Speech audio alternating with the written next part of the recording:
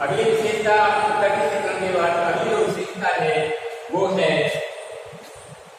आधुनिक काल की। अगली जो विशेषता है वो है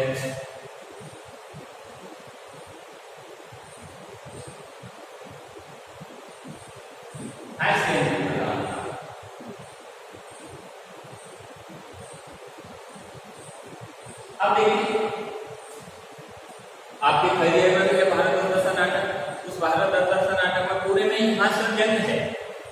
हास्य व्यंग की प्रधान है, इसकी जो रचनाएं है भारतीय की जितनी भी रचनाएं हैं उसमें हास्य व्यंग की प्रधानता है। क्यों? क्योंकि इन कवियों ने, इन साहित्यकारों ने अपनी रचनाओं के माध्यम से तत्कालीन जो शासक थे, अंग्रेज शासक थे, उनकी जो जिस तरह की जो शासन प्रणाली थी, शासन प्रणाली को जनता को बताने के लिए उन्होंने अपनी कविताओं में व्यंग या हास्य किया। हास्य के माध्यम से, व्यंग के माध्यम से उन्होंने स्वाद को बताया। आपने भारत नाटक में पढ़ा होगा, वो उसमें पढ़ा है आपने कि वो है उसमें शराब का वर्णन है कि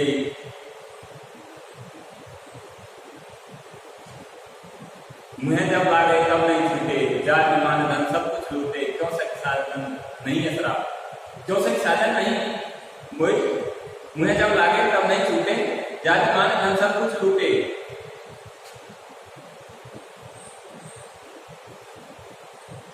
जात विमान धन सब कुछ लूटे, क्यों सक साधन नहीं है शराब। इस तरह की कुछ पंक्तियां है, तो उसमें उन्होंने शराब का वर्णन किया है, अंधकार का वर्णन किया, क्रोध का वर्णन किया। तो ये इस तरह की व्यंग उसमें व्यंग किया है, व्यंग किया है। आपने वो अंधे नगरी नाटक पढ़ा होगा, अंधे नगरी नाटक पूरा व्यंग को लेकर है। अंधे नगरी में, अंधे नगरी चौपट राजा टका से राजा, तो उसमें क्या है, पूरा हास्य व्यंग को लेकर। तो इसमें जितनी भी रचनाएं लिखी जा रही है वो हास्य व्यंग को लेकर। अगली जो विशेषता है वो है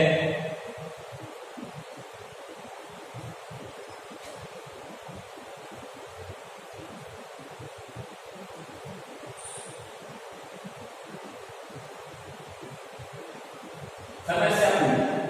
अब देखिए भारतीय की जो प्रमुख प्रवृत्ति है, प्रमुख जो विशेषता है वो है समस्या पूर्ति।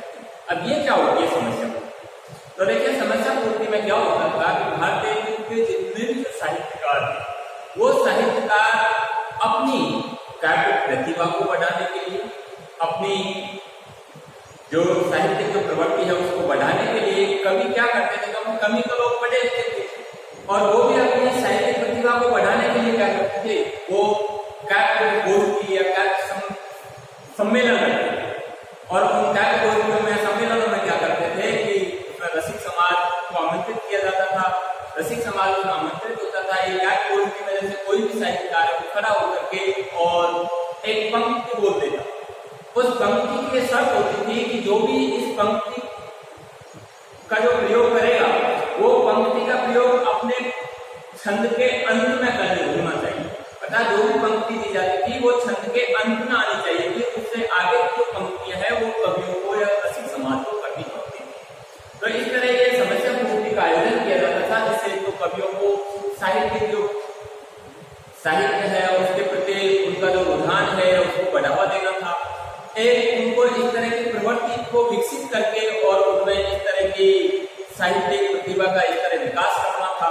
तो इसके लिए उन्होंने क्या किया, कवियों को इस तरह सम्मेलन या काव्य गोष्ठी करके और उसमें समस्या के रूप में एक पंक्ति दे दी जाती थी जो उस चरण के अंत में आनी चाहिए थी। इस तरह की ये समस्या पूर्ति भारतीय युग के कवियों की प्रमुख विशेषता थी। ध्यान रखना, एक नंबर का क्वेश्चन बार बार पूछा भी जाता है। आधुनिक काल के भारतीय युग की जो प्रमुख जो विशेषता थी वो क्या थी, तो वो थी समस्या पूर्ति। अगली जो विशेषता थी वो थी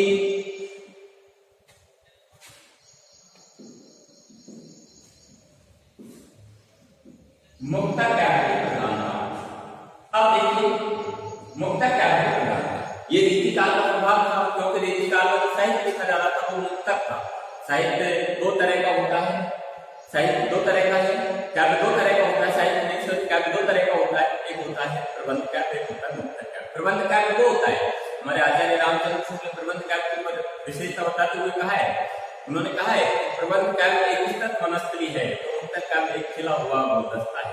अर्थात प्रबंध काव्य वह क्या होता है जिसमें एक दोहा पूर्व और दो हिस्से जुड़ा हुआ होता है। जबकि मुक्तक क्या बोलता है, उसमें एक दोहा पूर्वापर दोहे से कोई जुड़ाव नहीं रखता है, वो अपने अपना अर्थ है वो अपने तक ही सीमित रखता है, उसका आगे पीछे के दोहे से कोई ताल्लुक नहीं होता है।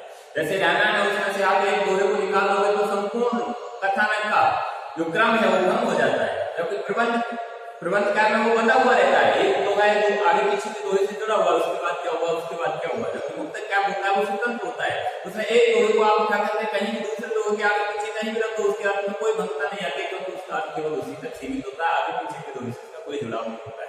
तो रीतिकाल और हिंदी साहित्य का जो आधुनिक काल का लगभग समय का भारतीय युग, क्योंकि वो रीतिकाल का प्रभाव था, तो रीतिकाल के प्रभाव की वजह से भारतीय युग का हिंदी साहित्य है वो मुक्तक काल के रूप में चलता रहा।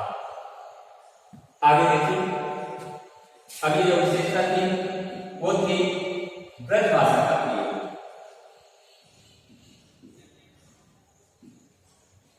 अब देखिए, रीतिकालीन मध्यकाल में हिंदी साहित्य का जो मध्यकाल था, उसका जो रीतिकाल था, उसमें जितने भी कवि थे वो सब ब्रज भाषा के थे। हिंदी साहित्य के आधुनिक काल में गद्य का विकास हो गया था, लेकिन गद्य में जो प्रयोग की जा रही थी भाषा वो खड़ी बोली विस्तृत ब्रज भाषा थी, लेकिन हिंदी साहित्य का जो पद्य चल रहा था, भारतीय पद्य चल रहा था, उसमें केवल ब्रज भाषा का ही प्रयोग किया जा रहा था, इसलिए पद्य की दृष्टि से ब्रज भाषा का प्रयोग किया गया। और लास्ट जो विशेषता थी वो थी विवेक छंदों का प्रयोग।